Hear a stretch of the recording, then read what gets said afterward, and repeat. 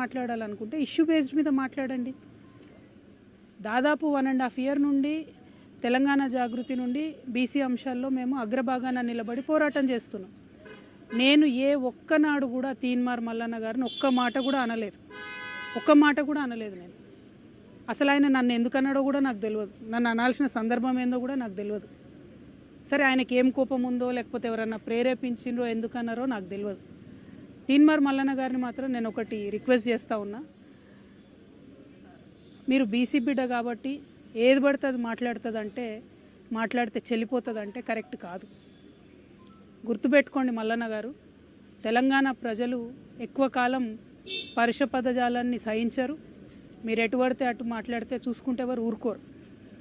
మీరు మాట్లాడిన దానికి డెఫినెట్గా ఆవేశం వచ్చి మా కార్యకర్తలు మా నాయకులు ప్రజాస్వామ్యబద్ధంగా ప్రొటెస్ట్ చేయడానికి వచ్చిర్రు.